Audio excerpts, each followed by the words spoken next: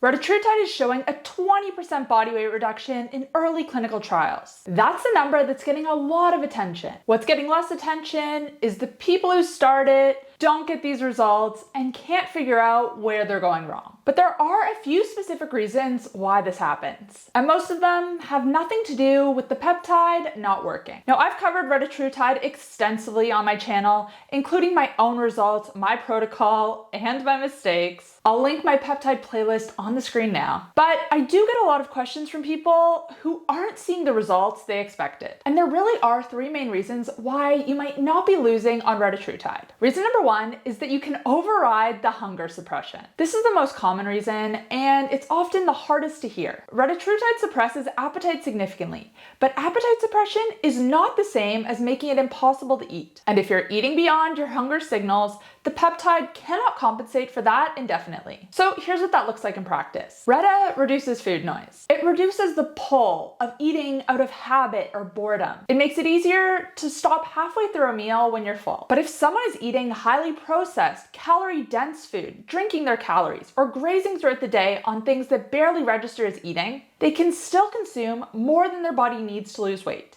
even with hunger suppression on board. Retatrutide is not a passive intervention. It creates a better food environment for making good choices, but it doesn't make poor choices impossible. And if the dietary environment hasn't changed at all, the results will reflect that. You need to use the appetite suppression window deliberately. Use the reduced hunger as an opportunity to build better habits. This peptide makes behavior change easier, so use this to your advantage. Reason number two is that there's no muscle preservation plan in place. Now, this might not show up on the scale, but it matters enormously for how you look and feel, and for your long-term metabolic health. In the clinical trials, as we said before, retatrutide produced significant weight loss. But weight loss is not the same as fat loss. If you're losing weight without adequate protein intake and resistance training, a meaningful portion of that weight loss is going to come from muscle, not fat. Losing muscle worsens insulin sensitivity and metabolic rate over time, and that's going to make maintaining any weight loss results you did see extremely difficult. This is why my retatrutide protocol video focuses specifically on protein intake and resistance training. These are non-negotiable on retatrutide. To build and maintain muscle, you need at least 1 gram of protein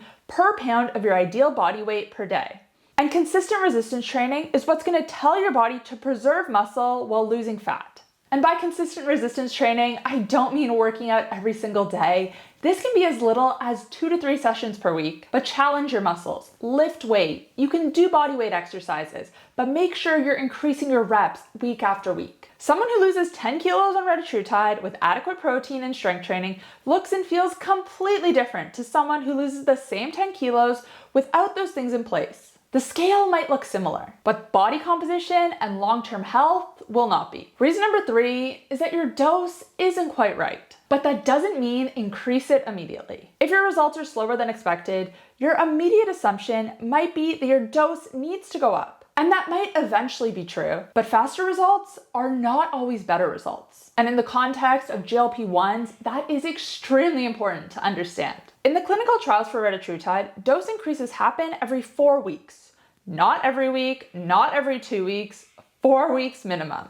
And the reason for that is that your body needs time to adapt to the dose. Increasing too quickly can cause a lot of unwanted side effects, specifically nausea and digestive distress. So here's a principle I want anyone on retatrutide to really internalize. If you're progressing towards your goals, even if you're progressing slowly and you're feeling good, keep doing what you're doing. Do not change anything. Slow progress that's sustainable is better than fast progress that comes with side effects, muscle loss, and a body that struggles to maintain results afterwards. Your question shouldn't be, am I losing weight quickly? It should be, am I progressing at all? And am I enjoying the process? If the answer to both is yes, then your dose is right where it needs to be. Now, if there is genuinely no progress after 4 weeks, that might be the time to increase, but only if your diet and lifestyle factors are genuinely in place. Then a modest dose increase is worth considering, but make sure everything is dialed in first before increasing your dose. Retatrutide changes the hormonal environment around appetite, fat metabolism, and glucose regulation.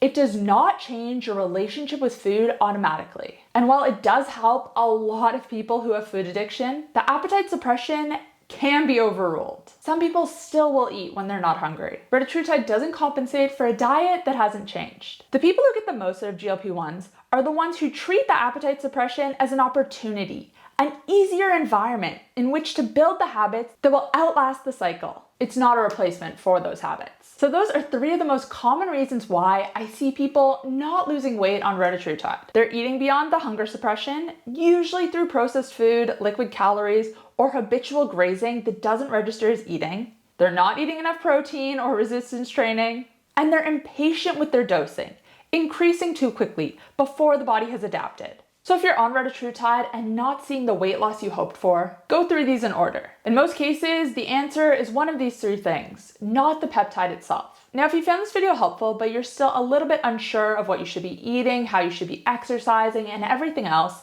check out my Retatrutide protocol video next. I'll link that on the screen now.